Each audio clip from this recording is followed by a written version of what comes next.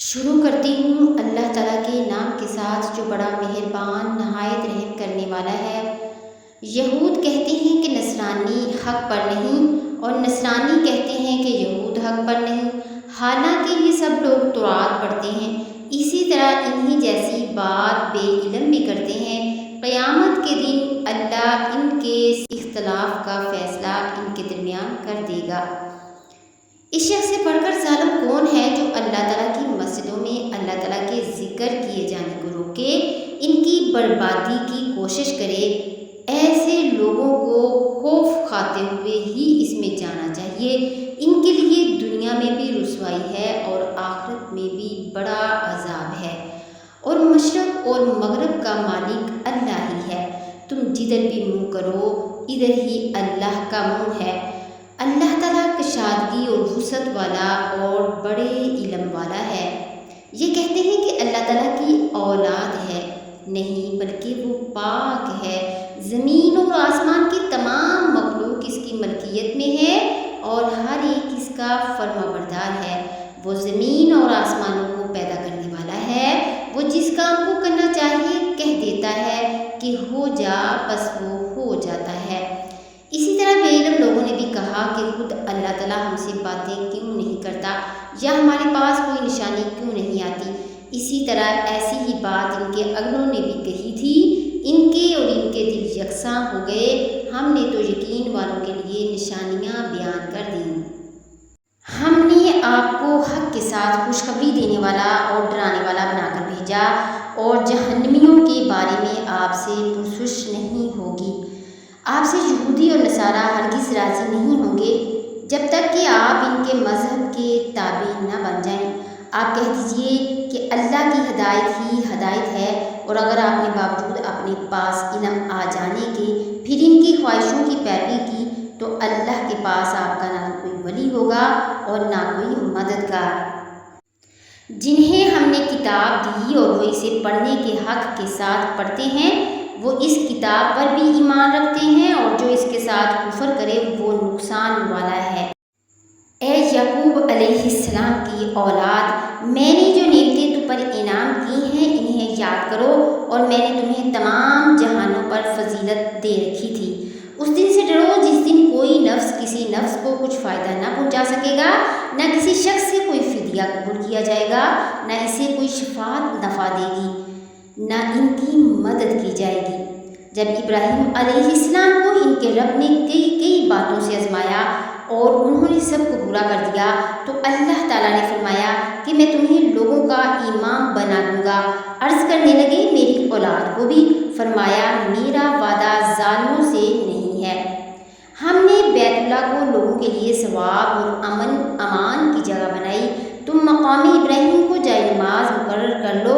ہم نے ابراہیم علیہ السلام اور اسماعیل علیہ السلام سے وعدہ لیا کہ تم میرے گھر کو طواف کرنے والے اور اعتکاف کرنے والوں اور رکوع سجدہ کرنے والوں کے لیے پاک صاف رکھو۔ جب ابراہیم علیہ السلام نے کہا اے پروردگار تو اس جگہ کو امن والا شہر بنا، اور یہاں کے باشندوں کو جو اللہ تعالیٰ پر اور قیامت کے دن پر ایمان رکھنے والے ہوں پھلوں کی روزیاں دے۔ اللہ تعالیٰ نے فرمایا میں کافروں کو بھی تھوڑا فائدہ دوں گا، پھر انہیں آگ کے عذاب کی طرف بے بس کر دوں گا۔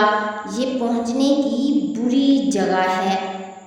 ابراہیم علیہ السلام اور اسماعیل علیہ السلام کعبہ کی بنیادیں دیواریں اٹھاتے جاتے تھے اور کہتے جا رہے تھے کہ ہمارے پروردگار تو ہم سے قبول فرما، تو ہی سننے والا اور جاننے والا ہے۔ اے ہمارے رب ہمیں اپنا فرما بردار بنا لے، اور ہماری اولاد میں سے بھی ایک جماعت کو اپنی اطاعت گزار رکھ، اور ہمیں اپنی عبادتیں سکھا، اور ہماری توبہ قبول فرما۔ تو توبہ قبول فرمانے والا اور رحم و کرم کرنے والا ہے۔ اے ہمارے رب انہی میں سے رسول بھیج جو ان کے پاس تیری آیتیں پڑھے، انہیں کتاب و حکمت سکھائے اور انہیں پاک کرے۔ یقیناً تو غلبے والا اور حکمت والا ہے۔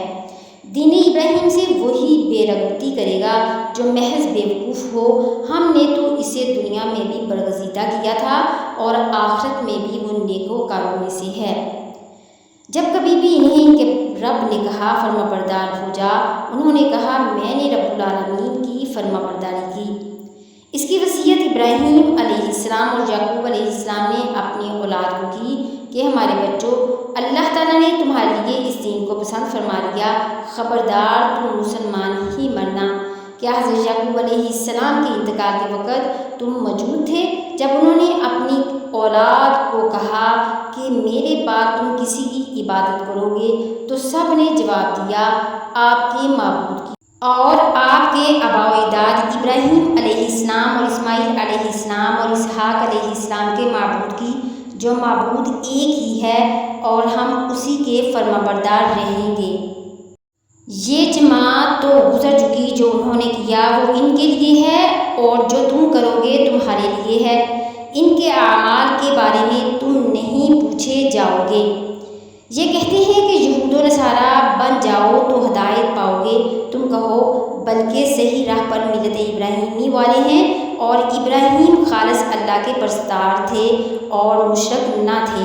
اے مسلمانوں، تم سب کہو کہ ہم اللہ پر ایمان لائے، اور اس چیز پر بھی جو ہماری طرف اتاری گئی، اور جو چیز ابراہیم علیہ السلام، اسماعیل علیہ السلام، اسحاق علیہ السلام اور یعقوب علیہ السلام اور ان کی اولاد پر اتاری گئی، اور جو کچھ اللہ کی جانب سے موسیٰ علیہ السلام اور عیسیٰ علیہ السلام اور دوسرے انبیاء علیہ السلام دیے گئے، ہم ان میں سے کسی کے درمیان فرق نہیں کرتے، ہم اللہ کے فرما بردار ہیں۔